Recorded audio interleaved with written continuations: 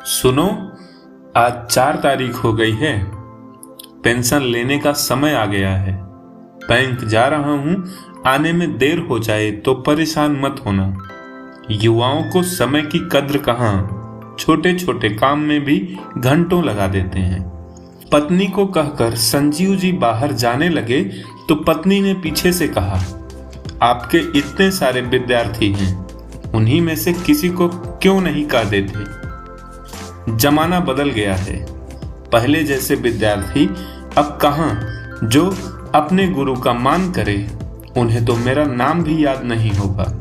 पत्नी को जवाब देकर वे बैंक चले गए। महीने का पहला सप्ताह होने के कारण बैंक में भीड़ थी।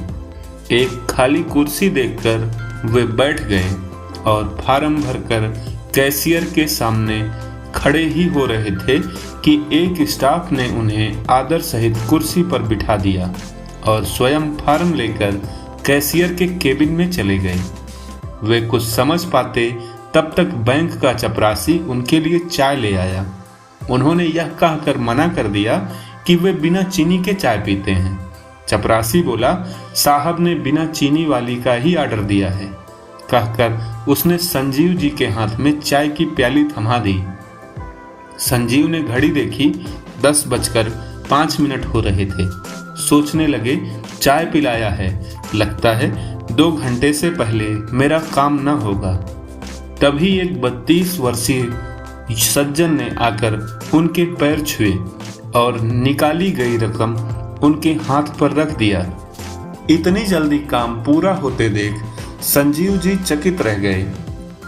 उन्होंने उस सज्जन को धन्यवाद देते हुए परिचय पूछा तो उन्होंने कहा, सर, मैं इस बैंक का नया मैनेजर हूँ। 1 सप्ताह पहले ही मैंने ज्वाइन किया है, लेकिन उससे पहले मैं आपका विद्यार्थी हूँ। विद्यार्थी? संजीव जी ने आश्चर्य से पूछा।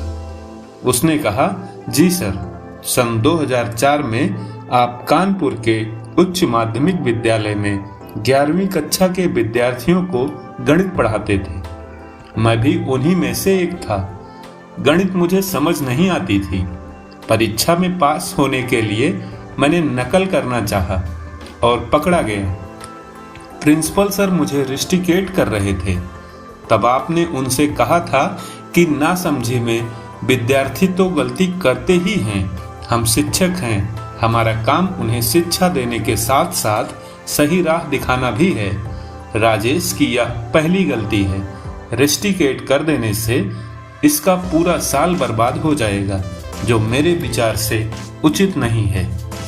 आपने उनसे विनती की थी कि मुझे माफी देकर अगली परीक्षा में बैठने दिया जाए। प्रिंसिपल सर ने आपकी बात मान ली थी। आपने अलग से मुझे ट्यूशन पढ़ाया और मैं परीक्षा में अच्छे अंकों से उत्तीर्ण होकर आज आपके सामने खड़ा हूँ। आपका बहुत बहुत धन्यवाद सर। हाथ जोड़कर मैनेजर साहब ने अपने गुरु को धन्यवाद दिया और ससम्मान उन्हें बाहर तक छोड़ने भी गए।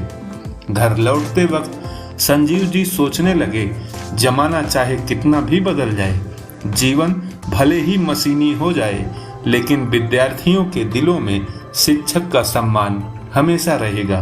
आज यह बैंक मैनेजर राजेश ने दिखा दिया।